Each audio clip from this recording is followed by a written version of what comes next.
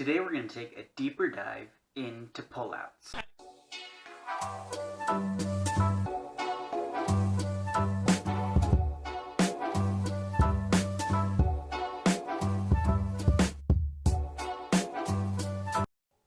As we know, breaststroke was one of the first strokes used in competitive swimming races. But where did pullouts get their start? Well, until the mid-1960s, there was no rule against pulling your hands down past your hip line during the breaststroke.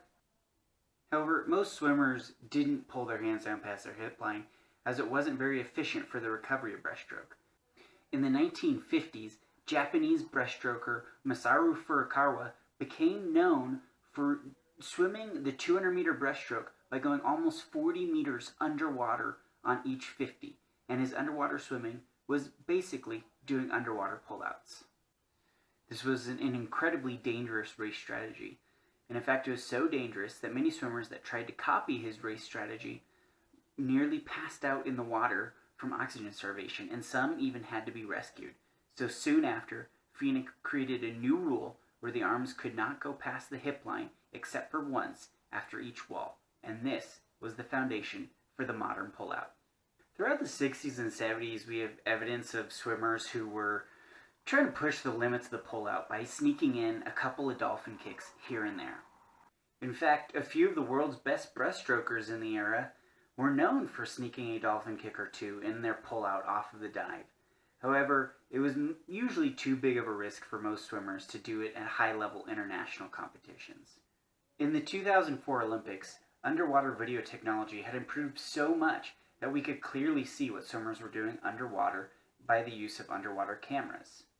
And the use of underwater cameras were heavily prevalent at the 2004 Olympic Games in Athens, and this created a new controversy surrounding the breaststroke pullout.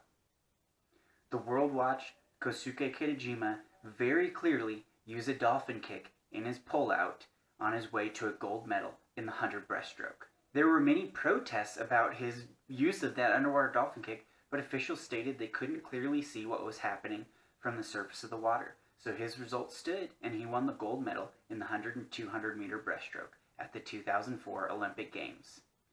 But the very next year, in 2005, FINA changed the rule, allowing for swimmers to use one dolphin kick in their pullout.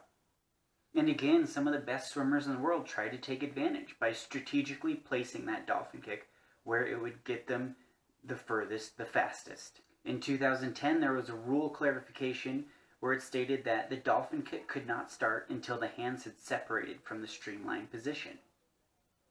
And again, aside from being incredibly difficult to officiate, swimmers started taking advantage of this. Swimmers, like me, would barely separate their hands. In 2013, FINA again adjusted the rule to what it is today, allowing swimmers to use one dolphin kick anytime before the first breaststroke kick. But even before that, we see swimmers starting to push the limits of the pullout again by using multiple dolphin kicks in their underwater pullout. In fact, at the 2012 Olympic Games, Olympic gold medalist Cameron Vanderberg from South Africa admitted to doing multiple dolphin kicks off of the start in his 100-meter breaststroke. And again, we can see it on the underwater cameras in the race video. And it's still an issue at high-level competition today. We still see elite breaststrokers getting disqualified for trying to sneak multiple dolphin kicks into their pullout. And the question becomes, how many times did they get away with it, and how many times did they get caught?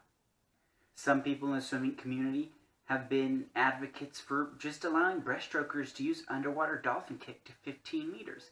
Others think that this will completely change the fundamentals of the breaststroke. But the general consensus is that no matter what we do to adjust this underwater pullout rules, it is very hard to officiate from the surface of the water. However, just within the last month, FINA has ruled to allow the use of video replay at the next World Championships.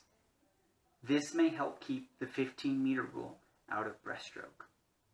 But what are your thoughts? Do you think that, like butterfly, backstroke, and freestyle, breaststrokers should just be allowed to underwater kick to 15 meters? Do you think that we take the dolphin kick out of the pullout? Do you think we add more dolphin kicks into the pullout? What is the solution to prevent people from trying to circumvent the rules? Or should the rules adjust as the stroke evolves, like it has for decades?